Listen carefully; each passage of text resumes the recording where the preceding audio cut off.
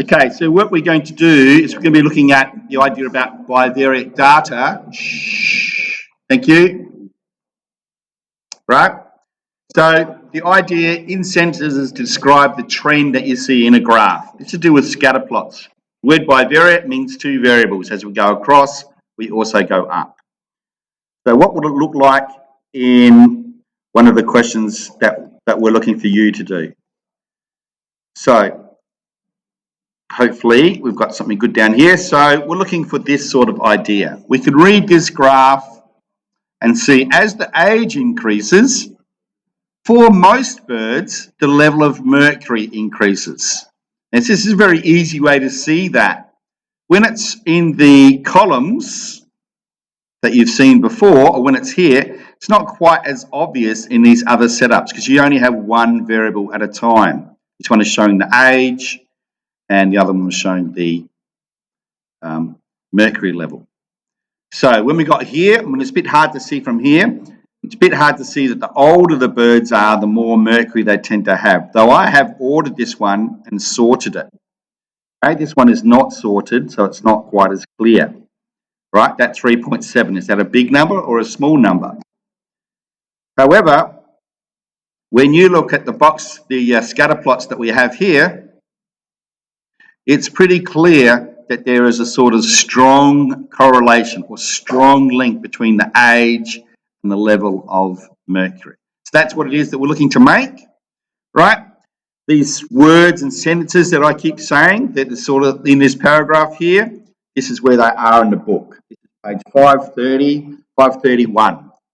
Okay, so we've talked about this briefly in class so far. What we need to do is make these graphs and make those lines. Okay, now I have a different data set. Okay, so let's just grab these two columns of data. This is to make a scatter plot. Obviously, there's the two columns. I might get the titles as well, see what happens.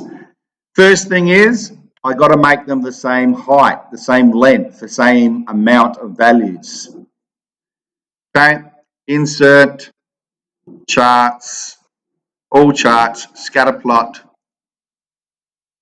Okay, every time you make a graph, you need to say what it is in the title. So scatter plot of A versus B. Important to note that the first column is always along the bottom. Now we look at this group of data, Lauren, and Lauren's about to give us a heads up about what correlation factor she believes is happening here. There's the word she's going to use, and here's the data I just generated. Make it bigger.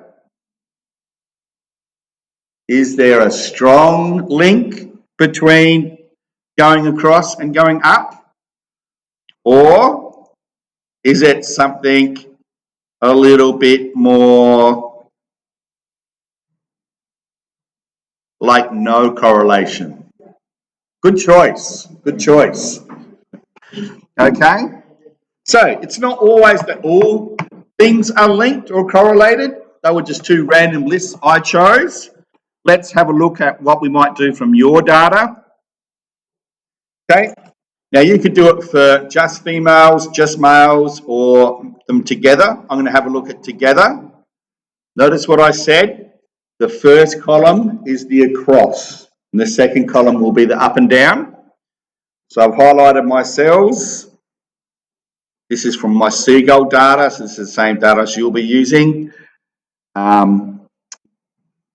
Insert, charts, okay, scatter plot. Okay, now when we're making a title for a scatter plot, it's always the bottom versus the one going on the side. So this is age, because it's the bottom. What were the units age? Years. Okay, versus mercury. Now, I'll make this a bit bigger. We want to jazz this up a little bit. First of all, David, let's call it. What do you think?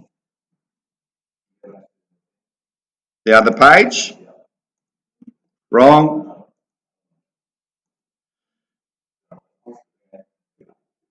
And then go back.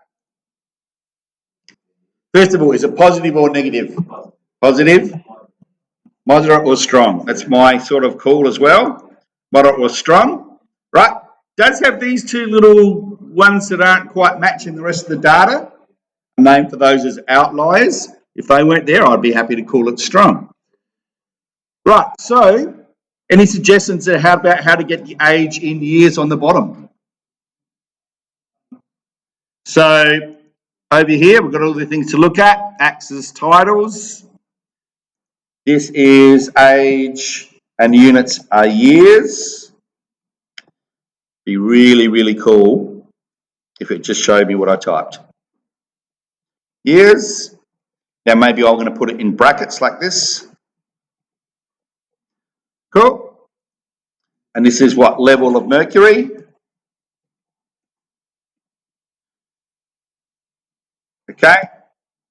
Again, it'd be really cool if it showed me what to type. What were the units here? Just discuss this with someone. I don't know if my brain can handle going sideways, but I'm going to try it.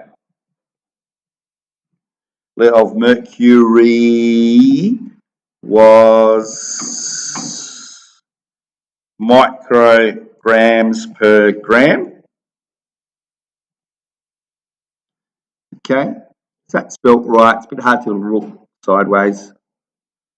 Okay, that's pretty good. Now that's our base. Looking at a scatter plot, we would probably bring this across, copy, plonk it into a Word document, just a new Word document. This is the third and last part of your folio, looking for a link, so you give it some sort of heading.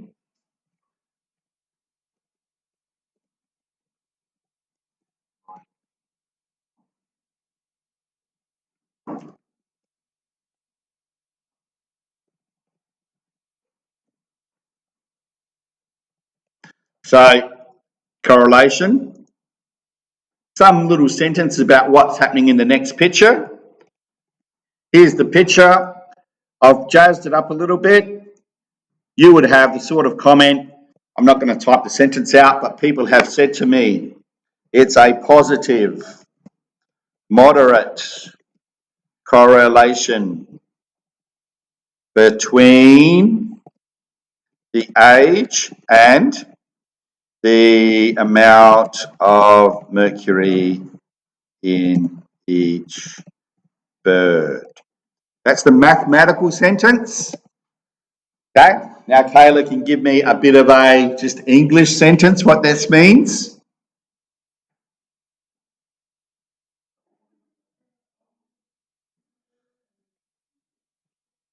In general, because it's not for all birds.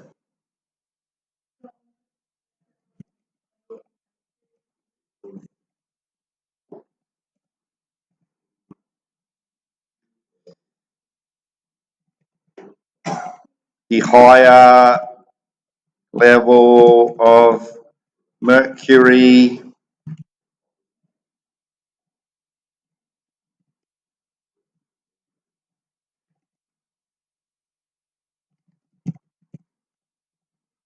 okay.